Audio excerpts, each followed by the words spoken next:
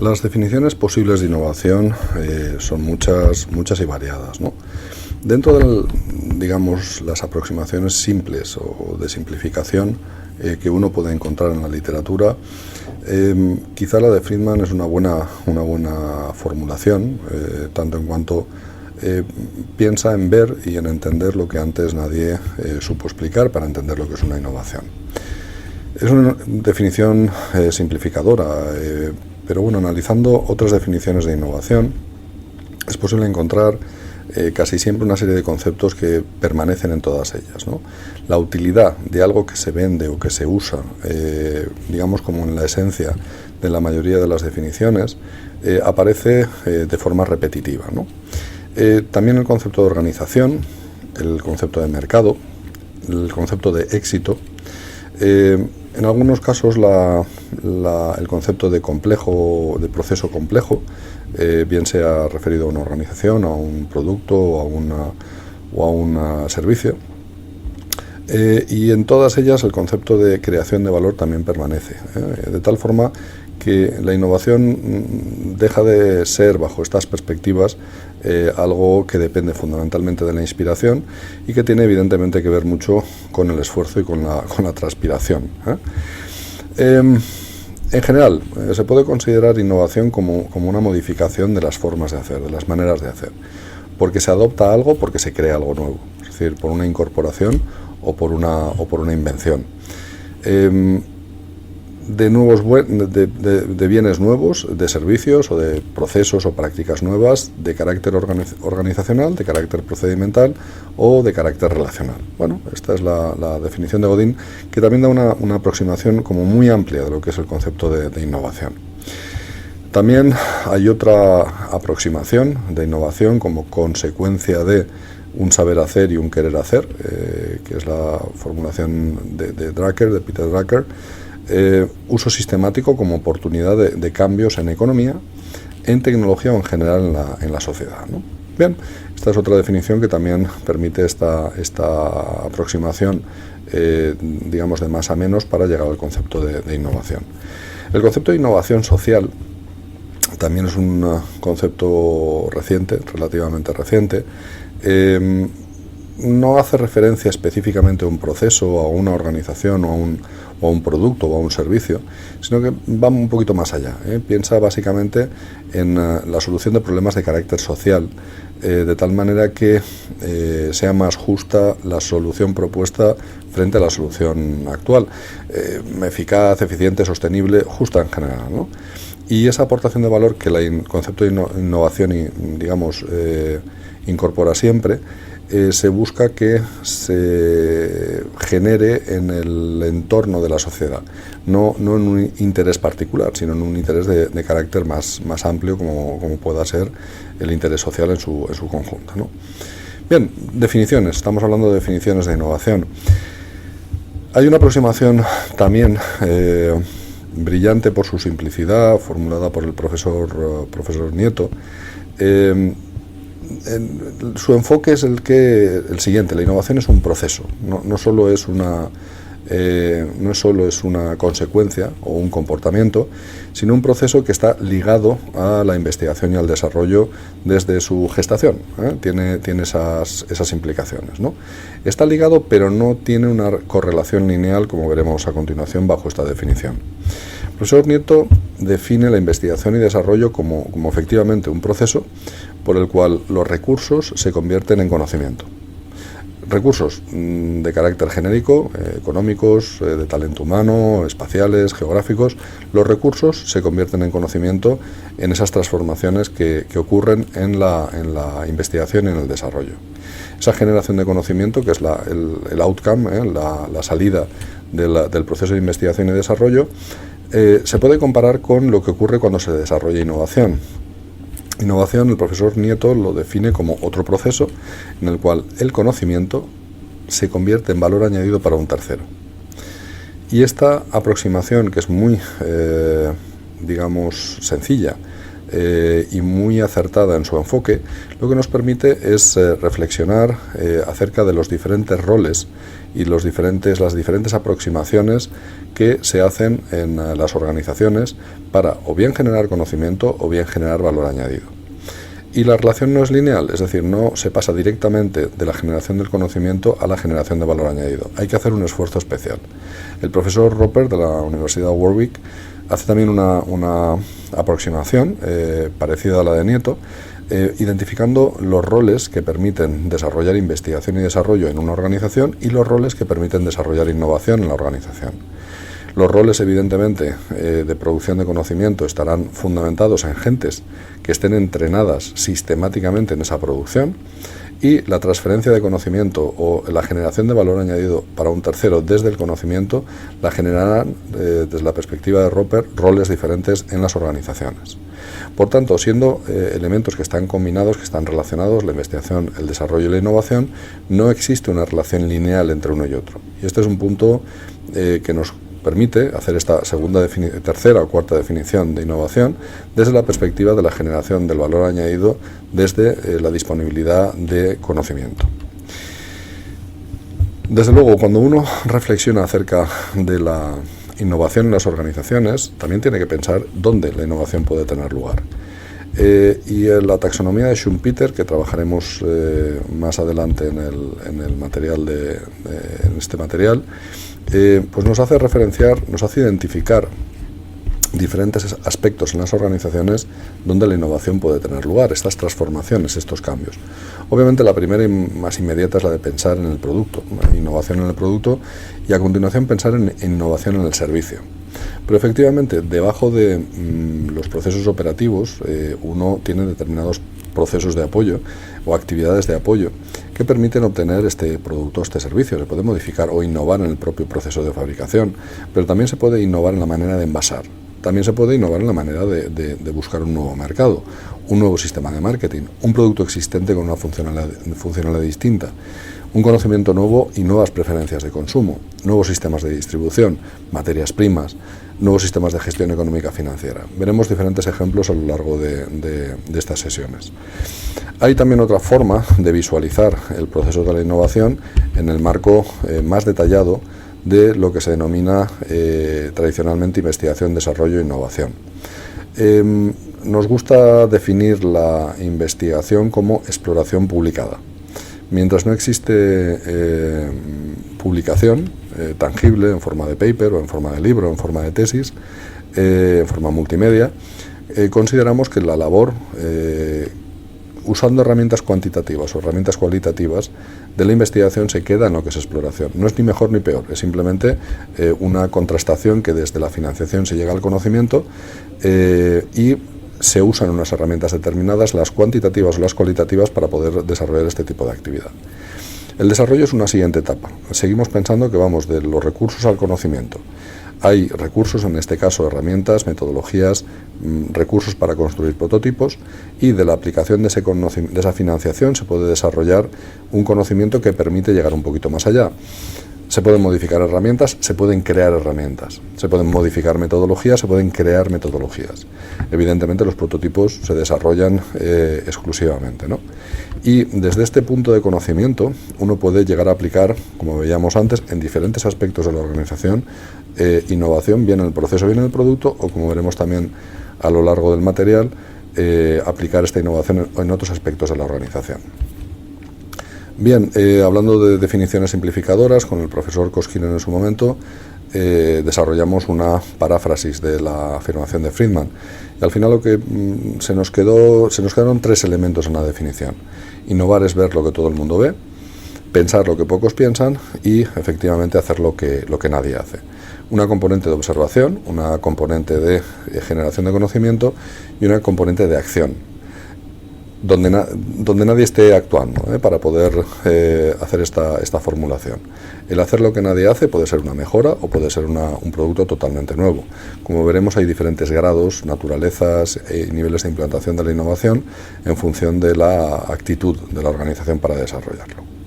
Y hasta aquí las definiciones de innovación. Con respecto a los espacios donde es posible generar innovación, Nos gusta compartir tres perspectivas distintas para poder hacer estas formulaciones de aplicación. La primera con la que trabajamos es la perspectiva de sistema, sin olvidar que hay una perspectiva siempre organizativa y una perspectiva de carácter individual para pensar en innovación. Hablemos desde la perspectiva de sistema. Bien, hay fórmulas que indican o que proponen que la generación de innovación es un proceso lineal que parte desde la investigación básica, atendiendo a los requerimientos o las disponibilidades que tienen las organizaciones. Esta se convierte en investigación aplicada. Los requerimientos del mercado implican o fuerzan a que exista un desarrollo que pasa luego a producción y después a comercialización. Esto se le denomina el modelo lineal del proceso de innovación. Un proceso que ocurre en algunos sectores, no en todos, y esto es lo más importante a destacar en esta exposición puntual del modelo lineal. Ocurre en aquellos sectores que son de procesos de fabricación, digamos que tienen mucho conocimiento en la generación, del producto original.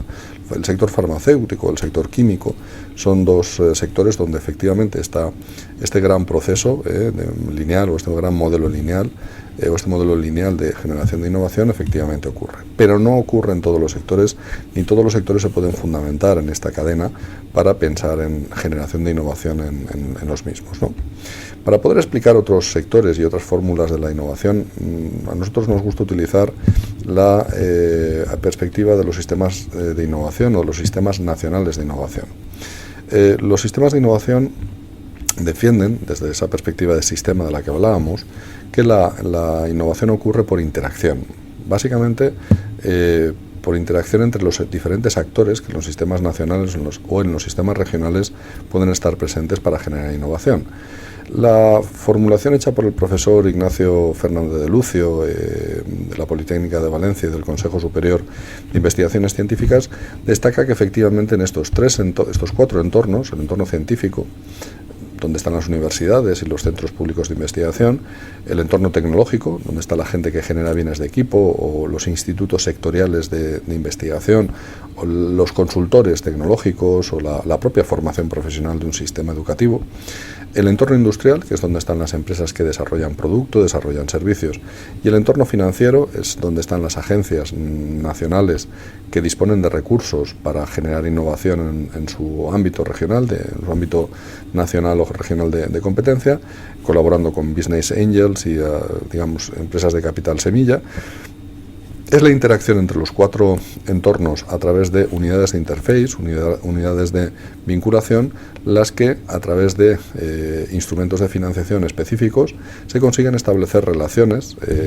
Estas flechas pretenden medir la cantidad de relaciones que hay a través de o bien calidad de la relación o bien cantidad de la relación. El modelo de sistema nacional indica que es muy difícil, casi milagroso, que desde un sistema como pueda ser el financiero se acceda directamente al sistema industrial en determinado tamaño de empresa, ¿no? Que pueda operar directamente la empresa hacia el entorno financiero, hacia las unidades de la administración que operan de esta manera. También defiende el modelo, que también es complicado, que desde el entorno científico directamente se acceda al entorno industrial. El modelo preconiza que no solo deben de haber relaciones, es decir, instrumentos que permitan establecer estas relaciones, sino que además deben de existir unidades de interface que adapten el idioma de un entorno al entorno con el que se quieren relacionar. Es decir, tanto el entorno científico, las universidades deberían tener unidades de interface que faciliten estas relaciones, unidades de interface que apoyen, según el modelo del profesor de Lucio, relaciones de transferencia tecnológica, relaciones de formación permanente o relaciones que tengan que ver con la empleabilidad o la creación de empresas por parte de alumnos, muy habitual, o por parte de profesores, bastante menos habitual. Pero bueno, estas unidades de interface especializadas lo que permiten es acceder tanto al entorno industrial como al entorno tecnológico como al entorno financiero, bien directamente o bien a las unidades de interface que los propios entornos construyan, el tecnológico, el industrial o el financiero. La típica unidad de interface del entorno industrial son las asociaciones profesionales de un sector determinado. La típica unidad de interface del entorno tecnológico, pues básicamente podrá ser otra asociación o un instituto tecnológico que represente a un sector específico o un conjunto de empresas que desarrollen una tarea afín. Y el entorno financiero, la típica unidad de interface, son las entidades que desde el gobierno reciben financiación para poderla repartir bien entre empresas, bien entre universidades, a través de instrumentos específicos, ¿no? Bien, esta aproximación de sistema nos permite medir con mucha facilidad, digamos, en qué momento se encuentra un sistema geográfico, un sistema sectorial. Obviamente en este concepto el papel de las instituciones es evidente, en la medida que la innovación es un proceso social, además de un proceso económico, o digamos un proceso que tiene consecuencias económicas, ¿no? Porque hay unas creencias, unos valores y unas actitudes que son las que permiten que, además, contextualizado el sistema regional, se genere efectivamente innovación, ¿no? La interacción es fundamental bajo esta perspectiva, y el aprendizaje entre sistemas y entre unidades de interface a través de esas relaciones cuantitativas y cualitativas son las que, por interacción, se puede generar efectivamente innovación, ¿no? Definiciones de los sistemas de innovación, hay algunas y variadas. Digamos, en todas ellas aparece que esto es una alternativa a la tradición clásica o neoclásica, donde existe ese proceso lineal que en el sector químico funciona bien o en el farmacéutico funciona bien, mientras que en el sector del metalmecánico, en el sector del automóvil o en el sector turístico no funciona de esta manera. En el sector sanitario no funciona de la misma manera, ¿no? Tiene que haber efectivamente aprendizaje, por un lado interactivo, y por otro lado interacción entre lo que es el cliente y lo que es el productor del servicio. Y la universidad, en esta conceptualización de sistema, pues obviamente tiene un papel fundamental en la interacción para apoyar lo que es el desarrollo de innovación en aquellas organizaciones que no dispongan de equipos que puedan este trabajo poderlo desarrollar. Un sistema de innovación, las dos utilidades básicas es la de dar un marco lógico, útil y muy simple de entender para analizar y diseñar políticas, digamos, que apoyen la innovación dentro de un territorio. Políticas y programas, las dos cosas, porque de alguna forma, si no sabes dónde estás, es muy complejo el poder decidir dónde ir. Por tanto, es una herramienta de medición, digamos, simple, y permite sistematizar la medición, es decir, es un modelo estable que permite definir indicadores en cada uno de los entornos y tipos de relaciones, y sobre la base de cantidad de financiación puesta a disposición del sistema, poder saber qué rendimientos está obteniendo el sistema nacional, regional, local, geográfico o sectorial con respecto a los recursos que el sistema, que la nación incorpora al sistema regional a través de unidades de interface, con este desarrollo de tanto instrumentos como de relaciones. Bien, de alguna forma Lundvall, de nuevo, entre las definiciones posibles, simplifica de nuevo la aproximación, no solo a innovación, sino también a un sistema de innovación, porque identifica que hay elementos, identifica que hay relaciones, y que se produce, absorbe, difunde conocimiento que básicamente es nuevo y además es económicamente útil. Esta es un poquito la aproximación, esta es la aproximación formulada por Lundvall. Al ser social existe aprendizaje, y como existe posibilidad de retroalimentación y de corrección, lo señala como dinámico. Bien, les hablaba antes de las instituciones del sistema de innovación. Pues básicamente son aquellos actores que establecen las reglas del juego, básicamente. Pueden tener el ámbito que sean sectoriales, sean, digamos, regulatorias. Básicamente, la conclusión que hemos sacado en años de trabajo con esta aproximación es descubrir que efectivamente los sistemas poseen una dinámica que, dependiendo de la medición que se haga, uno es capaz de identificar las razones por las cuales están más o menos desarrollados, o estando menos desarrollados, por qué razón esto ocurre, ¿no? Claro, esto ocurre porque efectivamente existen, como les decía, interface y relaciones, pero tiene que haber un marco legislativo que facilite que esto ocurra, por un lado, un marco social, es decir, un marco cultural y un marco institucional. Es decir, lo legal, lo cultural y lo institucional tiene un peso específico contextual muy importante a la hora de definir un sistema o modelizar un sistema nacional o regional de innovación. Sin marco legal, pues probablemente las universidades en algunos países no pueden facturar por desarrollar actividades. En otros países esto ocurre y se favorece de una forma intensa, como es en Alemania, como es en Francia, como es en España, como lo es desde hace recientemente en Portugal o en Italia o en el Reino Unido, donde no era habitual que esto ocurriera, ¿no? Es decir, el marco legal condiciona evidentemente que estas relaciones, estas interfaces puedan existir, y de hecho en España en los años 90 se puso a disposición por parte del entorno financiero mucho recurso para que las interfaces se pudieran estabilizar desde los diferentes entornos.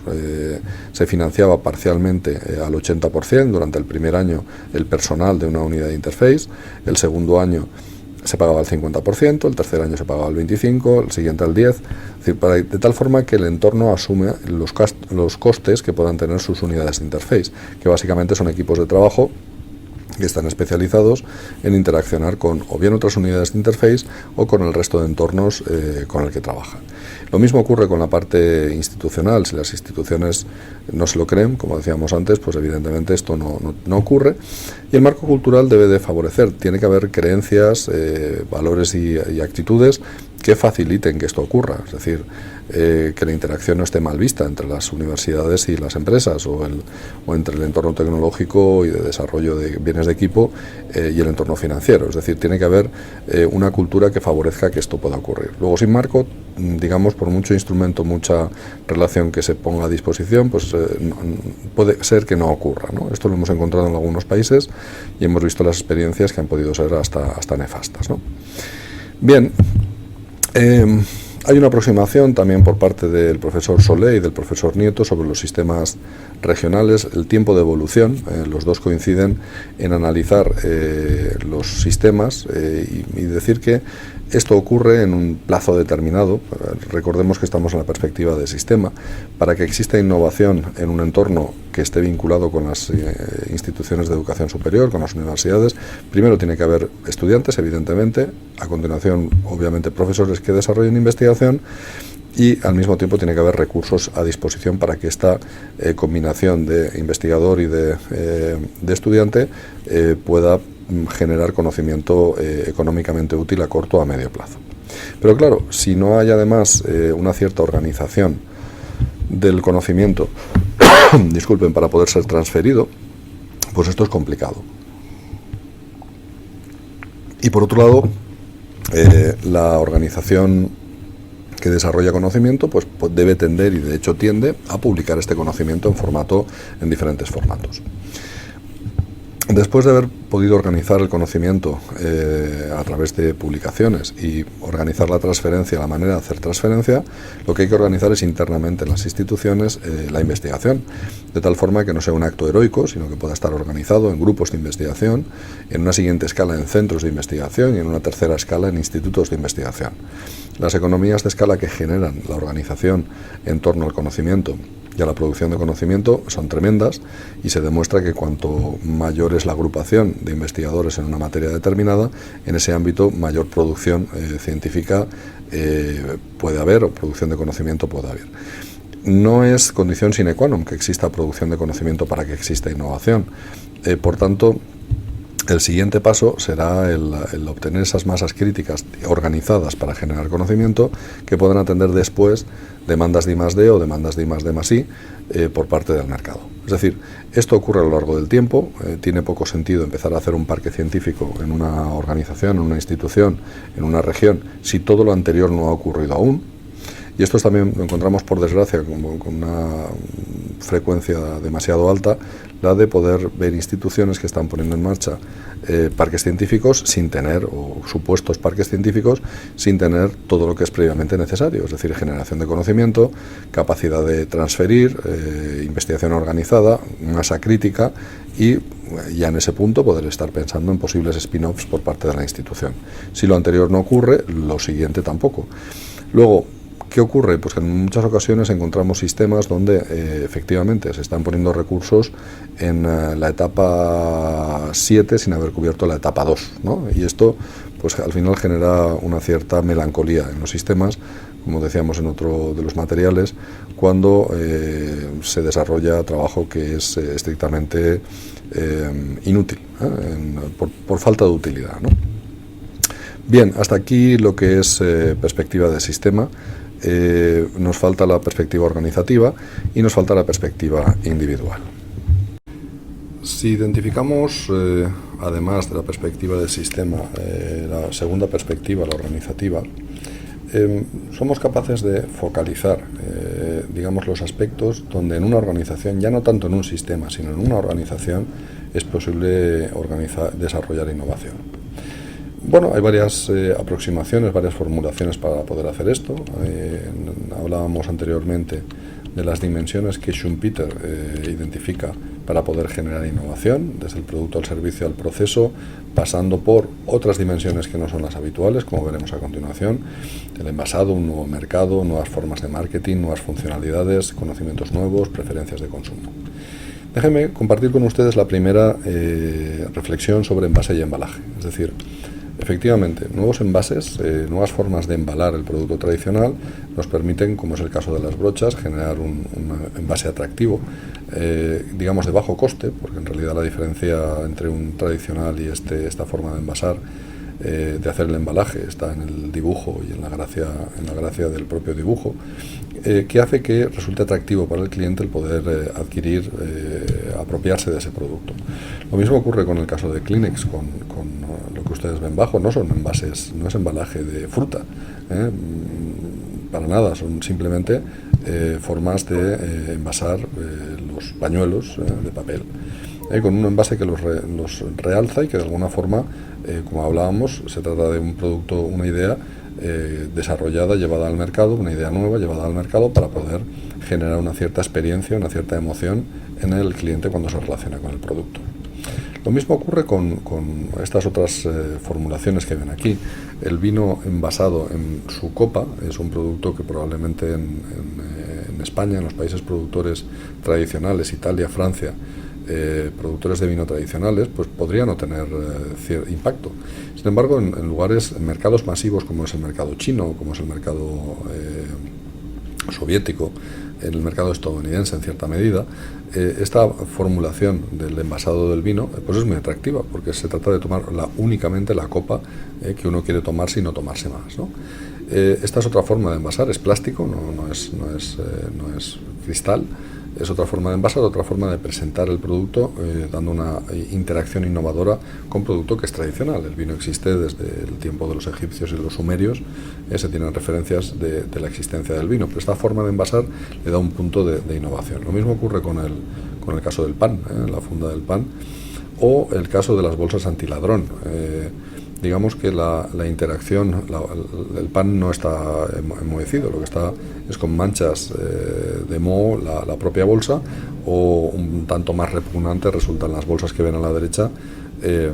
Son bolsas que llevan incorporada la cucaracha dentro de la bolsa, ¿no? Bueno, este tipo de generación de emociones a través del envase es algo que efectivamente supone para cualquier producto nuevos espacios de innovación simplemente con esta nueva aproximación. Cuando pensamos en nuevos mercados, bueno, es fácil de identificar el mercado chino, el tamaño de China con 1.400 millones de personas como potencial mercado. También es fácil de identificar el mercado hindú, crece mucho más deprisa que el resto de mercados. El mercado hindú está en el entorno en estos momentos de los 1.300 millones de potenciales consumidores. Estados Unidos está en el entorno de los 315, Europa en el entorno de los 300. De los 350, pero fíjense, a primera vista esto parece que es difícil ubicarlo en el plano hasta que se da uno cuenta que tiene delante a Indonesia, con su capital Yakarta, con el resto de islas, con Java, Borneo, Sumatra. Claro, este espacio geográfico, distribuido espacialmente de una forma notable, agrupa prácticamente 300 millones de personas. Es prácticamente el mismo tamaño en población que los Estados Unidos. Cuando uno reflexiona acerca de cuántas empresas de su país hay en China o hay en la India operando y no es capaz de saber cuántas, ni de cuánto están vendiendo, ni de cuánto están fabricando allá, a uno le debe de generar una cierta, no preocupación, no solo preocupación, sino ocupación por averiguarlo y por averiguar qué posibilidades esos mercados puedan ofrecer a tu producto.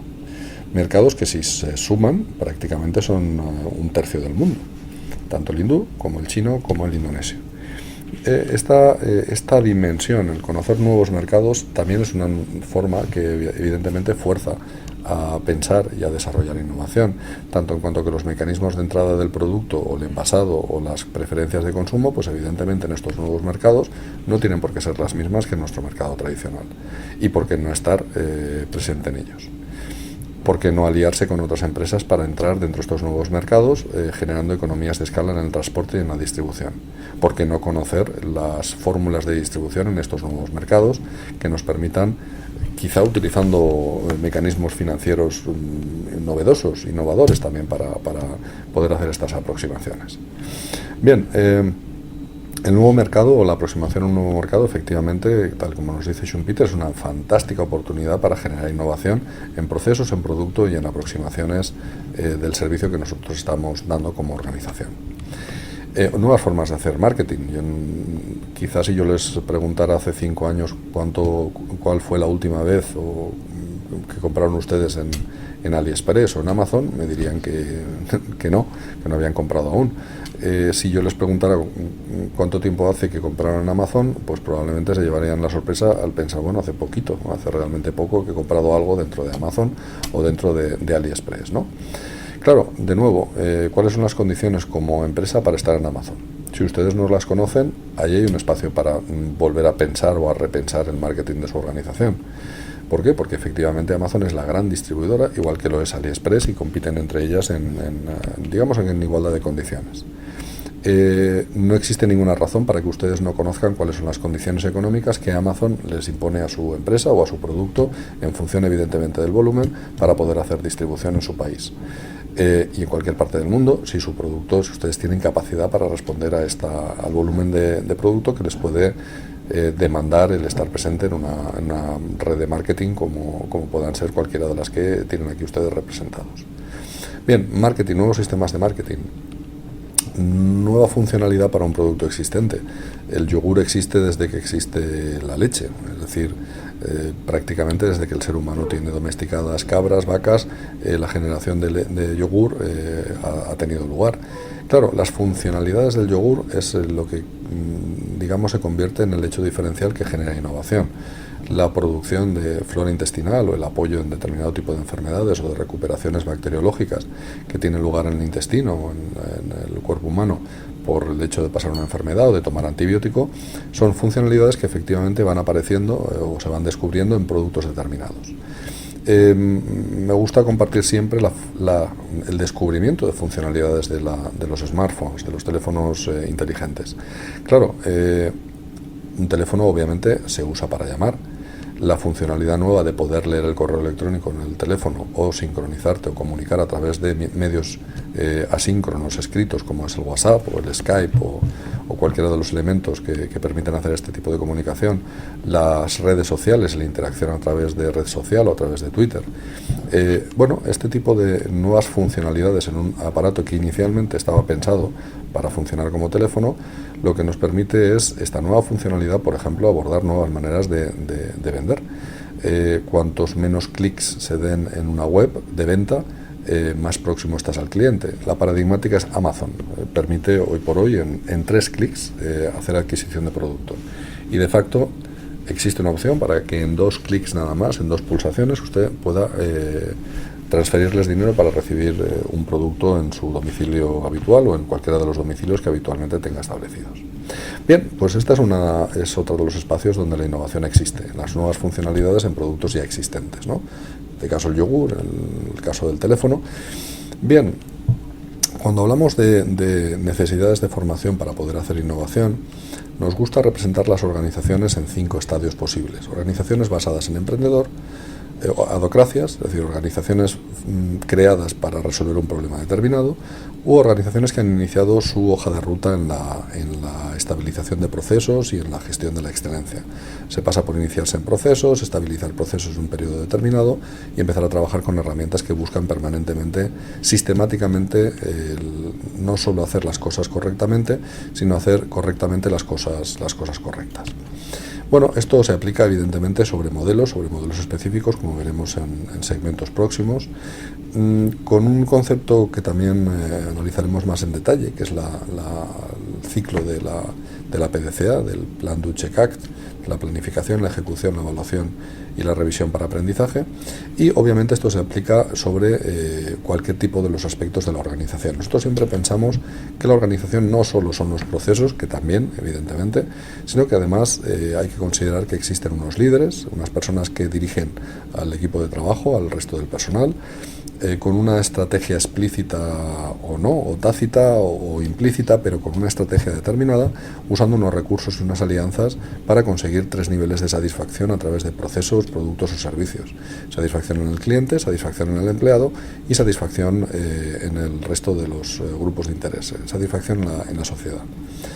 A través de la satisfacción se obtienen resultados. Bueno, este modelo que más adelante les detallaremos, que es el modelo de la European Foundation for Quality Management, nos apunta a que para hacer innovación uno puede estar pensando en innovar sus procesos y servicios, que efectivamente es un aspecto donde tradicionalmente encajan bien las herramientas y el pensamiento de innovación, pero también uno puede innovar en la forma de gestionar su personal, en la forma de ejercer su liderazgo, en la forma de formular su estrategia o en la forma de gestionar sus recursos y sus alianzas. Estos nuevos aspectos dentro de la organización para hacer innovación nos permiten, establecer espacios como son los procesos, donde el proceso operativo efectivamente puede recibir innovación, igual que el estratégico, como el proceso de soporte, y la interacción con procesos, la interacción con el resto de elementos, nos apuntan que en la organización efectivamente, no solo en el sistema, uno puede estar pensando en la innovación, y no solo en el producto y en el servicio, sino también en los procesos, o en el liderazgo, o en la gestión de talento, o en la planificación estratégica, o en la gestión de las propias alianzas de la organización. Bien, esto nos llevó en su momento a hacer una reflexión a raíz de una serie de proyectos con diferentes universidades, con la cooperación alemana, para hacer una formulación de un mapa de procesos asociado a la innovación en las organizaciones. Es decir, aquellos procesos que generan satisfacción por interaccionar con ellos, en los operativos, al cliente. Puntualizamos 3 procesos específicos: el de descubrimiento de la innovación, el de implantación de la innovación y la comercialización de la innovación. Al final, si no existe ese proceso de implantación y comercialización, la innovación se queda en un esfuerzo estéril o se puede quedar en un esfuerzo que genere melancolía exclusivamente. Por tanto, descubrimiento, implantación y comercialización como los 3 procesos nucleares de un mapa de procesos asociado a la innovación, soportados, apoyados en un proceso de vigilancia tecnológica. Hay gente que confunde la innovación solo con la vigilancia tecnológica, con la inteligencia competitiva. Un proceso de presupuestación, evidentemente hay que saber presupuestar y saberse manejar para poder incorporar un descubrimiento desarrollado, financiarlo, implantarlo y además empezar con la comercialización y recuperar el dinero invertido. Hay que registrar el patrimonio de conocimiento, el patrimonio intelectual de la organización, hay que saber registrar patentes, pruebas de concepto, lo que corresponda en cada momento, y hay que saberse manejar con las tecnologías, habilitando las tecnologías que sean necesarias para que este proceso de descubrimiento, implantación y comercialización pueda tener lugar. Y desde el punto de vista de la dirección, los procesos estratégicos que permiten desarrollar este tipo de actividades en las organizaciones son básicamente 3. Ser capaz de planear qué tecnología es necesaria para poder hacer estos desarrollos, ser capaz de priorizar dentro de los gastos necesarios para poder desarrollar innovación en un sentido o en otro, y tomar decisiones con mecanismos formales en la medida de lo posible, no solo con mecanismos intuitivos, sino con mecanismos formales que permitan en esa toma de decisión arrancar proyectos que desde el descubrimiento se conviertan en producto comercializado, en servicio comercializado o en proceso en marcha dentro de la organización. Bien, esta aproximación nos permitió además en su momento identificar qué competencias son necesarias para poder desarrollar estos, en total, 10 procesos dentro de la organización para poder generar innovación. Competencias y además, ¿por qué no?, herramientas que nos permitieran desarrollar estos procesos que aquí están identificados. De alguna forma, este mapa de procesos, como cualquier mapa de procesos técnico, organizativo, permite identificar no solo qué competencias son necesarias para desarrollar ese proceso, sino además cuáles son las herramientas que tanto el proceso como el procedimiento asociado, los procedimientos asociados, van a tener que ser incorporadas o modificadas para que estos procesos tengan lugar. Y hasta aquí la perspectiva correspondiente a la innovación dentro de las organizaciones. Las tres perspectivas, la perspectiva del sistema y la perspectiva organizativa, se complementan con la última, que es la perspectiva individual, cuando pensamos en los individuos que desarrollan innovación en las organizaciones. Claro, sea el tipo de organización que sea, hablábamos en material anterior sobre los emprendedores, organizaciones basadas en emprendedor, siempre ponemos el ejemplo de Apple. En su momento nació como una organización fundamentada en emprendedor, que como la mayoría de ellas crecen sobre la base de proyectos que básicamente van sumándose y generando una cuenta de resultados global, donde es ciertamente complicado el establecer procesos. De hecho, a Steve Jobs tuvieron que sacarlo de la compañía para poder organizar Apple como una gran empresa que se fundamentaba en el manejo de procesos, ¿no? Basadas en emprendedor. Un restaurante también es una organización basada en emprendedor, que puede estar organizada sobre procesos o no, puede estar sin organizar y funcionando simplemente cada servicio es un proyecto, o cada mesa llena de comensales es un proyecto con un inicio y un fin, unos recursos, etcétera, ¿no? Sin tener un proceso debajo a la hora de organizar. Las adhocracias son organizaciones que nacen para resolver un problema singular, un problema específico como pueda ser el generar educación. Es decir, las universidades, los centros educativos suelen nacer como adhocracias.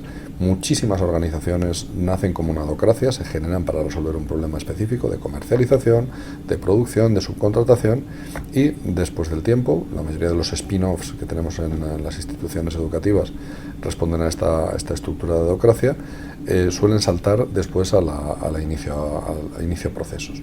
Desde organización basada en emprendedor o pasando por organización adhocrática, la hoja de ruta es la que se necesita, es decir, para poder hacer esa transición, pasando por el mapa de procesos original, estabilizar procesos y practicar con herramientas de excelencia. Bien, esto supone que, dependiendo en el nivel en el que uno esté como organización, tendrá una serie de necesidades de formación en la alta dirección, en el mando intermedio, en el mando de proximidad o simplemente en los operarios de línea, junto con el staff de apoyo que pueda tener la organización o en su propia tecnoestructura, es decir, en sus departamentos de contabilidad, en sus departamentos de mantenimiento, de recursos humanos. Bien, en cada una de estas grandes áreas en las organizaciones, independientemente del estadio de maduración, evolutivo que tengan, hay básicamente tres tipos de capacidades con las que nos encontramos a la hora de formular necesidades de formación. Capacidades para el proceso técnico, evidentemente porque se responde al mapa de procesos de la propia organización, esté especializada en el producto, en el servicio que sea, ¿no? Esto de alguna forma es una parte esencial y es donde es más fácil siempre encontrar tanto la necesidad como la respuesta por parte de los organizadores de formación permanente. Ahora bien, algo menos habitual por parte de las instituciones de educación superior es que piensen que sus titulados van a estar gestionando. Y en eso sí que pensaron las escuelas de negocio tiempo atrás, les hablo de hace 50, 60, 70 años, en Estados Unidos, en Europa es más reciente, y se generaron obviamente escuelas de negocio para formar en capacidades para la gestión aquellos puestos de trabajo que requerían este tipo de capacidades distintas a las del proceso técnico. Bien, en los últimos, y en el modelo con el que trabajamos, dadas los cambios tecnológicos, estamos en una situación casi de crisis permanente, de gestión de la crisis. Recuerden que supone también gestionar la innovación. El cambio y la innovación son al final casi sinónimos. En las organizaciones surge la necesidad de recibir capacidades para gestionar innovación individual, es decir, capacidades de carácter individual que permitan gestionar innovación, capacidades que puedan ir al individuo, al conjunto de individuos de la organización, no solo la gestión de los procesos, no solo la gestión del proceso técnico, no solo la gestión de la organización, sino, estando en el proceso técnico o estando en la organización, capacidades para poder innovar en producto, en servicio, en organización, en las diferentes dimensiones que ustedes han visto ya con anterioridad. Bien, esta reflexión nos llevó a pensar en las tres funciones básicas que desde cualquier nivel de organización, con el nivel de madurez que pudieran tener, podía desarrollar un profesional. Un profesional o bien ejecuta proyectos, o bien está desplegando estrategias, o bien está definiendo, desarrollando procesos en la organización.